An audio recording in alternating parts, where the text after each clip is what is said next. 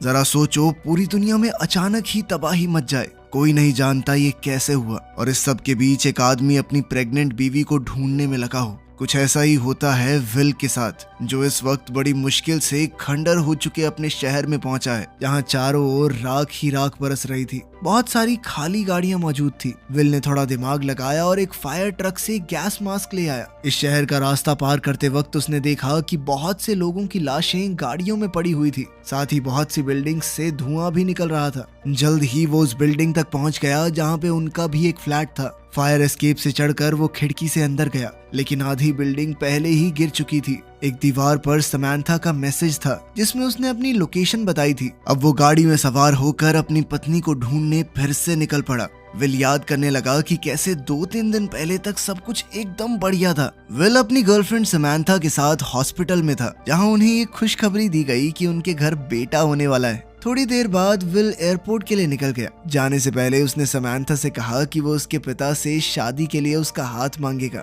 Chicago पहुंचकर will ने सबसे पहले अपनी सारी बिजनेस मीटिंग्स अटेंड की और फिर समंथा के माँ बाप पाउला और टॉम के घर गया। घर का माहौल काफी सीरियस नजर आ रहा था। डिनर के वक्त टॉम ने सीधा सीधा विल से पूछा कि तुम मेरी बेटी के साथ क्या चाहते हो, और कभी अगर फ्यूचर में तुम अलग हो गए तो तुम हमारे दिए हुए पैसों पे हक तो नहीं जताओगे जो हम समंथा को देंगे। इस पर विल ने जवाब दिया कि देखिए, मैं अच्छे पैसे कमाता हूँ, मैं पैसों के लिए आपकी लड़की से शादी नहीं कर रहा, वो मेरी जिंदगी का प्यार है। लेकिन न जाने क्यों टॉम को विल की किसी भी बात पर यकीन नहीं हो रहा था। इस बात पे दोनों के बीच बहस शुरू हो गई। पाउला ने बीच में आकर झगड़ा रोकने की कोशिश की, लेकिन सिचुएशन और ज्यादा बिगड़ गई। आखिर में पाउला ने विल को ये कहकर घर से भेज दिया कि देखो, रात बहुत हो गई है, तुम्हें जाना चाहिए। अगली सुबह विल की आंख समंथा की एक वीडियो कॉल से खुली। फोन देखकर उसे एहसास हुआ कि वो वापसी की फ्लाइट के लिए लेट हो चुका है। समंथा ने ये जानने के लिए फोन किया था कि कल रात को तुम पापा मम्मी से मिलने गए थे, कैसी रही मुलाकात। लेकिन समंथा के यहाँ एकदम से बिजली चली गई। समंथा ने कहा कि बड़ा अजीब सा लग रहा है, कॉल के बीच में अजीब सी आवाजें आ रही हैं। फोन की स्क्रीन में भी कुछ हलचल हुई और फिर अचानक फोन कट गया।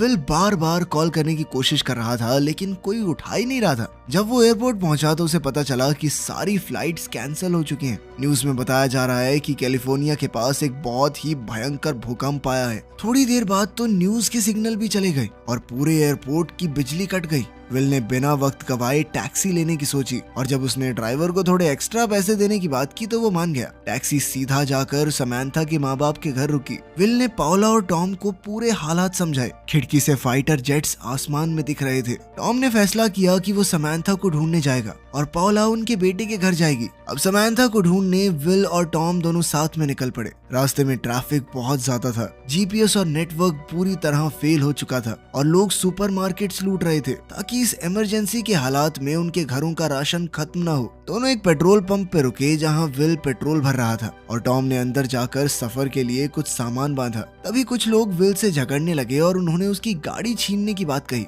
जब बात ज्यादा बढ़ गई तो टॉम ने कहा कि 1 मिनट में आपको पैसे दे देता हूँ, लेकिन निकाली उसने पैसों की जगह बंदूक, जिसे दिखाकर उसने उन्हें भगा दिया। हाईवे पे आर्मी चेक पॉइंट था। टॉम ने उनसे बात करके उन्हें समझाया कि मेरी बेटी वहाँ फंसी हुई है, मुझे पता नहीं सही है वो कि नहीं। एक बाप की गुहार सुनकर वो भी मान गए और उन्हें आगे बढ़ने की परमिशन मिल गई। रास्ते में उन्हें बहुत सारी आर्मी ट्रेन्स वेस्ट की तरफ जाती हुई दिखाई दी, जिससे उन्होंने हिसाब लगाया कि माहौल सच में बहुत खराब है।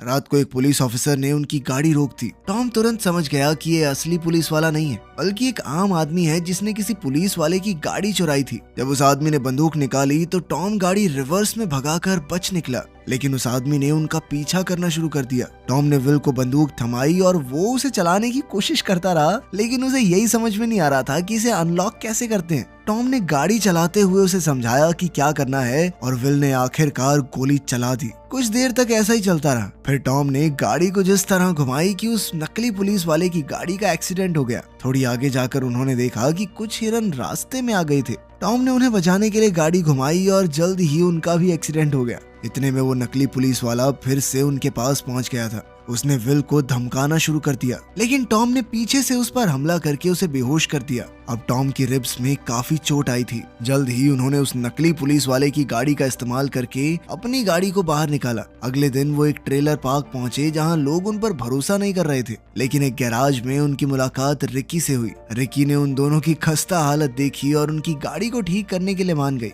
रेडियो पे बताया गया कि सिर्फ शॉर्ट वेव और सिग्नल्स चल रहे हैं। जो कुछ भी हुआ था उस पर सरकार का अब तक कोई जवाब नहीं आया था। क्या हो रहा है, कैसे हो रहा है, किसी को नहीं पता। आसमान में पक्षी बहुत ही अजीबोगरीब तरीके से उड़ रहे थे। ये बात तो पक्की थी कि कुछ बहुत गलत होने वाला है। टॉम जब वॉशरूम गया तो उसने अपनी चोट देखी। उसका जख्म पहले से बढ़ गया था। रिकी ने उन्हें बता भी दिया कि गाड़ी अभी बस टेम्परेरी ठीक हुई है, कभी भी बीच में खराब हो सकती है, मुझे मत कहना कि बताया नहीं। जब टॉम ने सुना कि रिकी कैलिफोर्निया जाने का प्लान बना रही है तो उसने रिकी को एक डील ऑफर की। टॉम ने कहा कि मैं तुम्हें पैसे दूंगा मेरे साथ चलने के लिए, इससे तुम अपनी मंजिल के करीब रहोगी और बदले में जब भी हमारी गाड़ी खराब हो तो तुम उसे ठीक कर देना। थोड़ी देर सोचने के बाद रिकी ने हाँ कर दी, बस ज्यादा ही पैसे मांग लिए। फिर उन्होंने गाड़ी में रिकी के सारे औजार भरे और फट से निकल गए। शाम को उन्होंने देखा कि एक गाड़ी उनके पीछे आ रही है। उन्होंने तुरंत गाड़ी रोक के लाइट्स बंद कर दी। जब तक दूसरी गाड़ी उन्हें क्रॉस नहीं कर गई तब तक सब चुपचाप वेट कर रहे थे। फिर उन्होंने अपनी टेल लाइट्स को गाइड की तरह इस्तेमाल करते हुए उस गाड़ी का पीछा करना शुरू कर दिया। कुछ देर बाद रिकी ने अपनी कंपास चेक की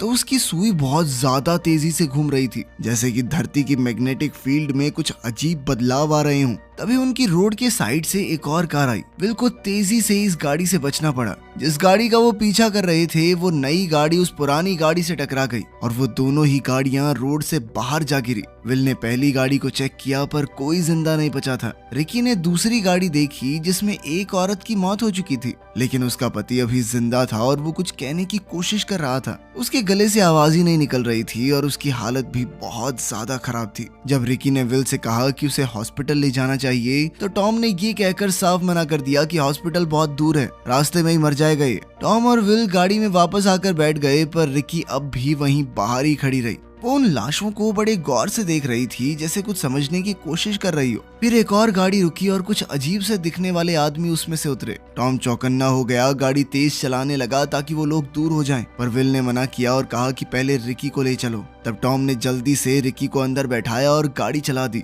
टॉम ने बताया कि अगर विल उसे ना कहता तो वो रिकी को नहीं बैठाने वाला था। रिकी को ये